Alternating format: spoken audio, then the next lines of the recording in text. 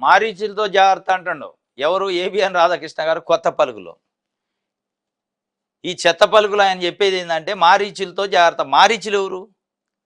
ఏం జర్నలిస్టు ఏం వార్తారు? మారీచులు ఎవరు జాగ్రత్త అంటున్నారు మీరు? లాస్ట్ టైం రాసిన దాంట్లో, అంతకుముందు రాసిన దాంట్లో జగన్మోహన్ రెడ్డి భూతం ఆయన్ని సీసాలో పెట్టి బెరడా పెట్టాలన్నాడు. జగన్మోహన్ రెడ్డి భూతం ఎట్ట అవుతాడు? 5 సంవత్సరాలు రాష్ట్రానికి ముఖ్యమంత్రి, అంతకుముందు ప్రతిపక్ష నాయకుడు, ఒక రాజకీయ పార్టీ అధ్యక్షుడు. భూతాన్ని తీసి బెరడా పెట్టాలా, లేదంటే మమ్మల్ని బతకనీయుడు. ఆయనకి బాగా మరి ఏమన్నా భయం పట్టుకుందేం కానీ జగన్మోహన్ రెడ్డి మళ్ళీ గెలుతాడు, మీరు ఇట్టే చేస్తే ఓడిపోతారు, మీరు ఓడిపోతారు అని ఒకటే చంద్రబాబు నాయుడిని జోరీగా లెక్క తయారైండు. ఇప్పుడు మళ్ళీ అప్పుడేమో ఓడిపోతారు, మీరు ఇట్లే చేస్తే మళ్ళీ జగన్కి వెళ్తారని రాసిండు పోయినసారి. ఇప్పుడేమో చేస్తాడు, మారీచులతో జాగ్రత్త, 3 పార్టీల మధ్య పొత్తుని విచ్ఛిన్నం చేస్తారని రాసిండు. 3 పార్టీల మధ్య పొత్తును విచ్ఛిన్నం చేయడానికి ఆయనకేం పని లేదా? ఇవాళ ఎన్నికలు ఉన్నాయా ఏమన్నా? 1 సంవత్సరం కూడా కాలే కొత్త గవర్నమెంట్ వచ్చి. ఏమో ఒక భయం, ఒక ఆందోళన, ఆ ఆందోళన అంతా తెలుగుదేశం పార్టీ మీద చూపిస్తాడు. మీరు జాగ్రత్త పడండి, అవసరమైతే పవన్ కళ్యాణ్ కాళ్ళు పట్టుకోండి కానీ పోహణ చేసుకోండి అంటుండు. పుల్లలు పెడతారు మారీచులు అంటుండు. నిజంగానే మారీచులు మీరు అన్నట్టు మారీచులు అనే పదం మరి ఎందుకు వాడినో కానీ, మీరు ఇప్పుడు మారీచులు అంటే ఎవరు?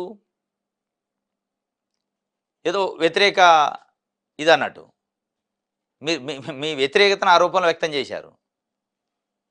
మారీచులు అబద్ధం వార్తలు, అవాస్తవాలు రాసేటోళ్ళు మారీచులు.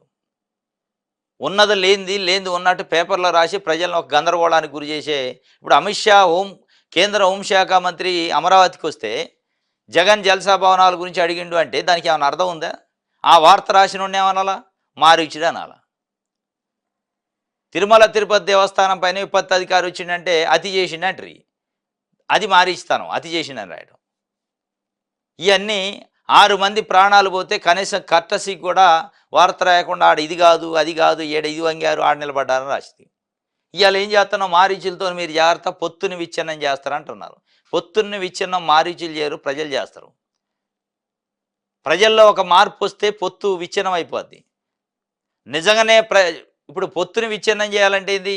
ఇప్పుడు పవన్ కళ్యాణ్ గారు వరుసగా ఒక 2-3 రకాల సందర్భంలో 2-3 సందర్భాల్లో కామెంట్లు చేసిండు. ఫస్ట్ కామెంట్, మహిళల పైన జరుగుతున్న అత్యాచారాలు, హత్యలు, అఘాయిత్యాలు, లా అండ్ ఆర్డర్ పైన హోంశాఖ అసలు పనిచేస్తుందా, పోలీస్ డిపార్ట్మెంటు, డీజీపీ ఏం చేస్తాడు, హోం మంత్రి ఏం చేస్తుందని డైరెక్ట్గా ఒక ప్రతిపక్ష పార్టీకి సంబంధించిన నాయకుడి లెక్క మాట్లాడాడు. దాని తర్వాత కాకినాడ షిప్ను ఆపడానికి ప్రయత్నం చేస్తే అక్కడ ఉన్న రాష్ట్ర ప్రభుత్వ అధికారులు ఆయన ఎలో చేయలే, అవమానించారు. నన్నే ఎలో చేయలే, ఏంది అసలు ఏం జరుగుతుందని ఆయన అక్కడ సీజ్ ద షిప్ అన్నాడు, అది సీజు కాలే, షిప్పు లేదు, అక్కడ అవమానపడ్డాడు. ఇంకోటి, తిరుమల తిరుపతి దేవస్థానంలో జరిగిన తొక్కీసులాట పైన ఆయన ఘాటుగా మాట్లాడు, నేను క్షమాపణ చెబుతున్నా, మీరెందుకు చెప్పరు అని చెప్పి చంద్రబాబు నాయుడు గారు ఎవరినైతే మనుషులు పెట్టిండో వాళ్ళని ఒక రకంగా చంద్రబాబు నాయుడు గారిని అన్నట్టే ఆడ అర్థమైంది. ఈ 3 సందర్భాల్లో ఏమైనా జగన్మోహన్ రెడ్డి పోయి పవన్ కళ్యాణ్తో స్టేట్మెంట్లు ఇప్పించుంటే నిజంగానే మీరు అన్నట్టు మారీచులు అయ్యారు. ఈ 3 సందర్భాల్లో జగన్మోహన్ రెడ్డి పోయి పవన్ కళ్యాణ్ చెవులో చెప్పలా ఇది మాట్లాడని, లేదా ఆయన చెప్తే ఇనే పరిస్థితులు ఆయన లేడు,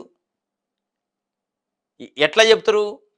నిజంగానే మారీచుడు అవతారం మీరు లెక్కనే ఎత్తితే జగన్మోహన్ రెడ్డి అధికారంలో 2024 ముందున్నప్పుడే ఎక్కడికక్కడికే కండ కత్తి చేసి ఎవడికోడు కలవకుండా చేసేటోడే. అధికారం ఉంది అయ్యాల, చేయలేదుగా. అయ్యాలు చేయనోడు ఎన్నికల ముందు ఇవాళ ఎందుకు చేస్తాడు? ఇవాళ ఏమున్నాయి ఎన్నికలు అనేది లేకుండా ఏది పడితే అది మారీచులాట, జాగ్రత్త పడండి మీరు మారీచులతోనే ఆయన కొత్త పలుకుల్లో రాశారు.